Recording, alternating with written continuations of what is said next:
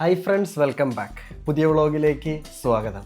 ഇപ്പോൾ പാതിരാത്രിയാണെങ്കിലും കാലത്ത് നേരത്തെ എണീക്കണം. മുന്നേ പറഞ്ഞതുപോലെ തന്നെ നാളെ തൊട്ട് അങ്ങോട്ട് ജോലിയുണ്ട്. എൻ്റെ പരമാവധി ഞാൻ ശ്രമിച്ചു ഒഴിച്ചു മാറ്റാനായിട്ട്. ചില സാഹചര്യങ്ങളിൽ നമുക്ക് സാഹചര്യം മറന്ന് കാര്യങ്ങൾ ചെയ്യേണ്ടി വരും.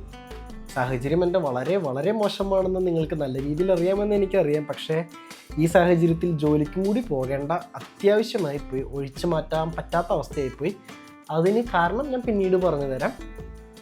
പക്ഷേ ഇപ്പോൾ നമുക്ക് ജോലിക്ക് പോയേ പറ്റൂ. അതുകൊണ്ട് തന്നെ ഈ ആഴ്ച നമുക്ക് 3 ദിവസം പോകണം. ഈ 3 ദിവസം കഴിഞ്ഞ് 4ാമത്തെ ദിവസം ഒരു ലക്ഷറി പരീക്ഷയുണ്ട്. മുന്നേ പറഞ്ഞതുപോലെ തന്നെ ടോക്സിക്കോളജിയുടെ ഈ സെമസ്റ്റർ മൊത്തം കൂട്ടിയിട്ട് ഉള്ളൊരു ഗംഭീര പരീക്ഷ. അത് കഴിഞ്ഞ് കഴിഞ്ഞാൽ ഈ സെമസ്റ്ററിലെ ആ ഒരു സബ്ജക്റ്റിൻ്റെ വെടിക്കെട്ട് കഴിഞ്ഞു. പിന്നെ ഉണ്ട് ഗംഭീര സാധനങ്ങൾ, പക്ഷേ ആ ഒരു സബ്ജക്റ്റിൻ്റെ കഴിഞ്ഞു. അപ്പോൾ കാലത്ത് 6 മണി തൊട്ട് നാളെ യുദ്ധം തുടങ്ങും. നാളെ 8 മണിക്കൂർ ഷിഫ്റ്റാണ്. നാളെ കാര്യമായിട്ട് കാര്യങ്ങളൊന്നും നടക്കാനില്ല. ഞാൻ പോകണം, കുറച്ച് ഡോക്യുമെൻറ്റ്സിൻ്റെ കുറച്ച് പരിപാടികളുണ്ട്, അത് തീർക്കണം. അതിനുവേണ്ടിയാണ് പ്രധാനമായിട്ട് പോണേ. അപ്പോൾ പോകും, പരിപാടികൾ തീർക്കും, വരും. പിന്നെ 8 മണിക്കൂർ ആയതുകൊണ്ട് തന്നെ അധികം സാധനങ്ങൾ ഇവിടുന്ന് എനിക്ക് കെട്ടി വലിച്ചുകൊണ്ട് പോകേണ്ട ആവശ്യമില്ല. മെയിൻ പരിപാടി പോവുക, ആ പരിപാടി ചെയ്യുക, പഠിക്കുക, ഷിഫ്റ്റ് കഴിയുമ്പോൾ ഇങ്ങോട്ട് വരാം. ഒറ്റ ഷിഫ്റ്റ് ഞാൻ എടുക്കുന്നുള്ളൂ. അപ്പോൾ നാളെ എന്തൊക്കെ ഫുഡ് കൊണ്ടുപോകും, അതാണല്ലോ നമ്മുടെ മെയിൻ ഐറ്റം. ഫുഡില്ലാതെ നമുക്കൊരു കളിയില്ല. എവിടെ പണിയെടുത്താലും എങ്ങനെ പണിയെടുത്താലും ആവശ്യത്തിന് ഫുഡ് കഴിക്കണം, ബോഡി സെറ്റാക്കി വെക്കണം. അപ്പോൾ നമ്മൾ എന്തൊക്കെ കൊണ്ടുപോകുന്നുണ്ട് എന്ന് കാണിക്കണ്ടേ. ഇതാണ് നമ്മൾ നാളെ കൊണ്ടുപോകുന്ന സാധനങ്ങൾ. ഇത് പ്ലാസ്റ്റിക് കവർ, ഫുഡ് കൊണ്ടുപോകാൻ പാക്ക് ചെയ്യാനായിട്ട്. നമ്മുടെ പോർക്കേട്ടൻ ഇവിടെയുണ്ട്. ഇപ്പം അടയ്ക്കുന്നില്ല, കാരണം ചോറ് വളിച്ചു പോവും. നിങ്ങളും കൂടി പ്രാക്ടീസ് ചെയ്തു ഈ ഒരു പരിപാടി. പിന്നെ നമ്മുടെ usual items, power bank, mic, headset, പിന്നെ എൻ്റെ സ്ഥിരമുള്ള പെർഫ്യൂം, ടാബിൻ്റെ പേന. ടാബ് അവിടെ ഇരിപ്പുണ്ട്, പഠിച്ചു കഴിഞ്ഞിട്ടില്ല, കുറച്ചും കൂടി പഠിക്കണം. എൻ്റെ ബാക്കി ഐറ്റംസ് ഇത്രയേ ഉള്ളൂ. ലക്ഷറി ഷിഫ്റ്റ് ആണെങ്കിലാണ് ഞാൻ പിന്നെയും കുറേ ഫുഡ് ഐറ്റംസ് കാര്യങ്ങളൊക്കെ എടുക്കാം. അപ്പോൾ ഇത്രയൊക്കെയാണ് കാര്യങ്ങൾ. നാളെ പോകാം. നടക്കുന്നതൊക്കെ കാണിക്കാൻ പറ്റുമെന്ന് അറിയില്ല. ഇൻട്രസ്റ്റിംഗ് ആയിട്ട് എന്തെങ്കിലും ഉണ്ടെങ്കിൽ കാണിച്ചു തരാം. അപ്പോൾ ശുഭരാത്രി, കാലത്ത് കാണാം. സുപ്രഭാതം. നമ്മൾ പോവുകയാണ് ജോലിക്ക്. എണീറ്റപ്പോൾ ഒരു ഇച്ചിരി വൈകി, അതുകൊണ്ട് തന്നെ ദേ പോകുന്നു നമ്മുടെ ട്രാം. സന്തോഷം പറഞ്ഞിട്ട് കാര്യമില്ല. അപ്പോൾ ഇന്ന് നമ്മൾ ജോലിക്ക് എത്തുമ്പോൾ കുറച്ച് നിമിഷങ്ങൾ വൈകും. അതൊരു വലിയ പ്രശ്നമല്ല, കാരണം എൻ്റെ ജോലി ദിവസമല്ല. പിന്നെ ഇന്ന് വേറൊരാളുടെയും കൂടി താക്കോലുണ്ട്. കാരണം ഇന്നലെയും ഞാൻ പോകേണ്ട സാഹചര്യം ഉണ്ടായിരുന്നു, പക്ഷെ ഞാനത് പല കാരണങ്ങൾ പറഞ്ഞ് മുടക്കി. ഇന്ന് കാരണങ്ങൾ പറഞ്ഞിട്ടും ഒരു കാര്യമില്ലാത്തതുകൊണ്ട് മാത്രമാണ് നാം പോകുന്നത്. എന്തെങ്കിലും ആവട്ടെ, പോവാ. നമ്മൾ നമ്മുടെ കാര്യം നോക്കി പഠിക്കുക, തിരിച്ചു വരാം. ഇന്ന് പോകാനുള്ള ഒരു കാരണം ഞാൻ ഇന്നലെ പറഞ്ഞു. രണ്ടാമത്തെ കാരണം എന്ന് പറയുന്നത്, മറ്റേ മാനേജറില്ലേ, ഞാൻ പറഞ്ഞിട്ടില്ല തിങ്കൾ മുതൽ വെള്ളി ഓരോരുത്തരുണ്ടാവാറുണ്ടെന്ന്. അവന് വയ്യ, അവൻ എന്തോ സീരിയസ് ആയിട്ട് പറ്റിയിട്ടുണ്ട്. ഇത്തിരി വയ്യായിക കൂടുന്നുണ്ട്. അവന് വയ്യ. മൂന്നാമത്തെ കാരണം, ക്ലൈൻറ്റ് വരുന്നുണ്ടെന്ന്. ഏതൊരു ചെറിയ ടീമാണ്, പക്ഷേ വേണം ഇത് കാര്യങ്ങൾ പറഞ്ഞു കൊടുക്കണ്ടേ. അതാണ് കാര്യം.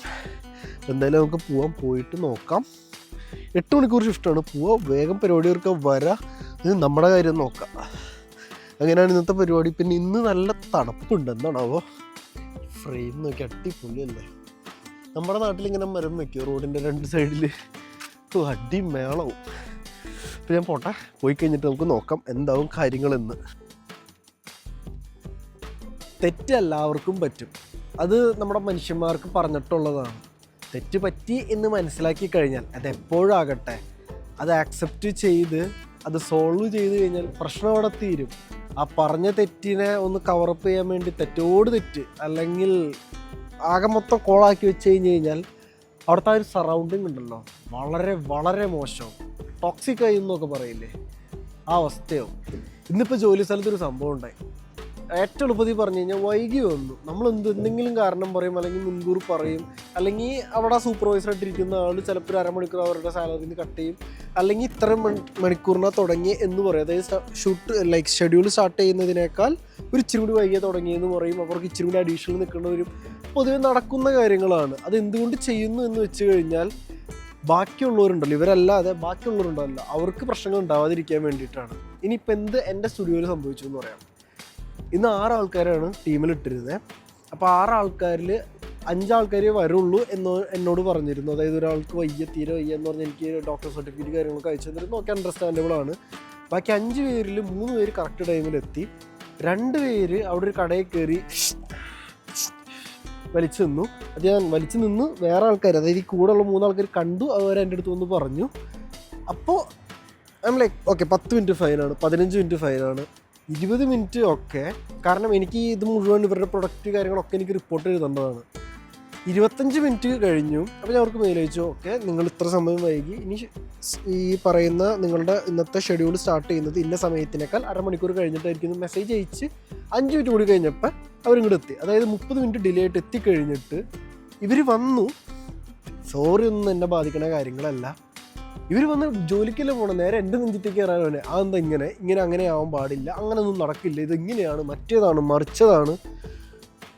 ഞാനിവരോട് പറഞ്ഞു കൊടുത്തു, നിങ്ങൾ മാത്രമല്ല ഇവിടെ ജോലി ചെയ്യണേ, നിങ്ങൾ അവിടെ നിന്ന് ചെയ്യുന്നത് ഇവരൊക്കെ കണ്ടിട്ടുണ്ട്. അപ്പം നിങ്ങൾക്ക് വേണ്ടി ആ ഒരു എക്സ്ക്യൂസ് തരാൻ പറ്റില്ല. ഇതിപ്പോൾ റീസണബിൾ എക്സ്ക്യൂസ് ആണെങ്കിൽ നമുക്ക് പറയാൻ പറ്റും. ഇത് ഒട്ടും വാലിഡ് ആയിട്ടുള്ളൊരു ഇതല്ല. ഇനിയിപ്പോൾ നിങ്ങൾക്കത് ചെയ്യണം എന്നായിരുന്നു, നിങ്ങൾക്ക് മേടിച്ചുകൊണ്ടു ഇവിടെ വന്ന് ഇവിടെ കറക്റ്റ് ടൈമിൽ വന്നിട്ട് നിങ്ങൾക്ക് ചെയ്യായിരുന്നു. അപ്പോൾ അവർ അങ്ങനെയാണ് ഇങ്ങനെയാണ് കിടന്ന് മെഴുകലോട് മെഴുകൽ. അപ്പം എനിക്ക് വേണമെങ്കിൽ അവിടെ ശരി ശരി ശരി എന്ന് പറഞ്ഞിട്ട് ഞാൻ പല പ്രാവശ്യം ശരി ശരി എന്ന് ഈ കൃത്യം ഈ ആൾക്കാരോട് തന്നെ പറഞ്ഞു നിന്നിട്ടുണ്ട്. പക്ഷേ ഇവരെ ഒരിക്കലും കറക്റ്റ് ചെയ്തിട്ടില്ല. ഇവരെന്നെ യൂസ് ചെയ്യണമെന്ന് എനിക്ക് തോന്നി. അതേപോലെ വെറുതെ കിടന്ന് തെറ്റ് ചെയ്തിട്ട് അഥവാ ബാക്കി ആൾക്കാരെക്കാൾ ഇവരെന്തോ ആണെന്ന് പ്രൂവ് ചെയ്യാൻ വേണ്ടി കാണിച്ചാണോ എന്തോ ആവട്ടെ കിടന്നും മെഴുകി.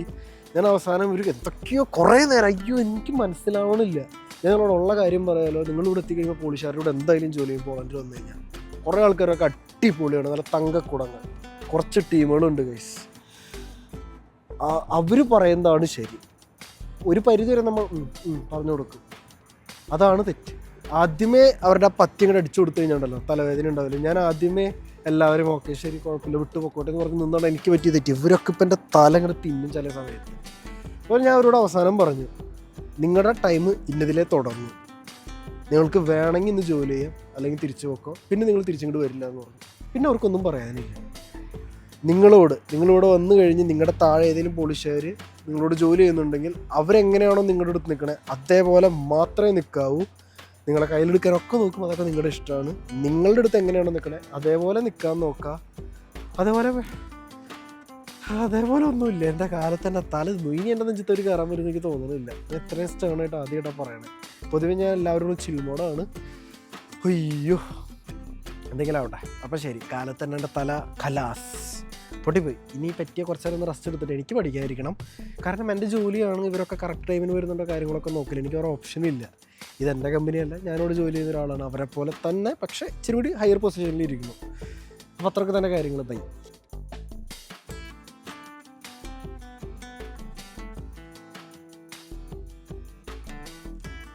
കാത്തിരുന്ന അവസാനം ബ്രേക്കായി. ഒന്നും പറയണ്ട, ആകെ അവശതയായിപ്പോയിന്ന്. ഞാൻ വിചാരിച്ച പോലെ ഒന്നും കാര്യങ്ങളൊന്നും നടന്നില്ല. ഞാൻ വിചാരിച്ചൊന്നും സ്മൂത്തായിരിക്കും, പഠിക്കാൻ പറ്റും, ഒക്കെ നടക്കുമെന്ന് വിചാരിച്ചു. ഒരു അക്ഷരം ഇന്നെനിക്ക് പഠിക്കാൻ പറ്റിയിട്ടില്ല, റെസ്റ്റ് എടുക്കാൻ പറ്റിയിട്ടില്ല, ഒന്നും പറ്റിയിട്ടില്ല. മുന്നും ഇങ്ങനത്തെ സാഹചര്യങ്ങളുള്ളപ്പോഴും ഞാൻ എങ്ങനെയൊക്കെ മാനേജ് ചെയ്യാറുണ്ട്.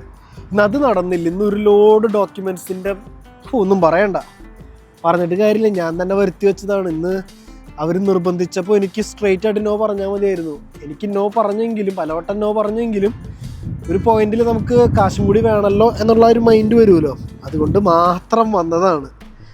അതിപ്പോൾ എനിക്ക് തന്നെ അങ്ങോട്ട് തിരിച്ച് വന്നിട്ടുണ്ട്. തേങ്ങ എന്തായാലും ആവട്ടെ, നമ്മൾ പരീക്ഷയ്ക്ക് പഠിക്കാൻ നോക്കി നടന്നില്ല, പഠിക്കാൻ പറ്റുമെന്ന് ഞാൻ വിചാരിച്ചു. അതുകൊണ്ടാണ് അങ്ങനെ പറഞ്ഞു വന്നത്. അത് ചുറ്റിപ്പോയി. എന്തെങ്കിലും ആവട്ടെ, അവസാനം ബ്രേക്ക് എത്തിയിട്ടുണ്ട്. അതിനെക്കുറിച്ച് പറയുകയാണെങ്കിൽ ബ്രേക്ക് എപ്പോഴും നമുക്ക് സന്തോഷം തരും. എങ്ങനെയാണെന്ന് അറിയാൻ പാടില്ല. അതിൻ്റെ കൂട്ടത്തിൽ നമ്മൾ ഇന്നലെ പാക്ക് ചെയ്ത് വെച്ച പോർക്ക് കറി ഒന്നും പറയണ്ട.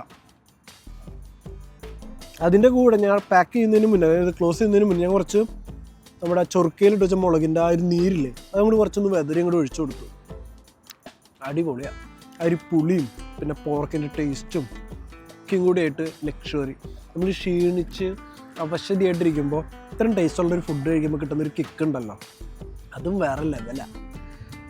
ഇത് കുറേ പരിപാടികളുണ്ടായിരുന്നു.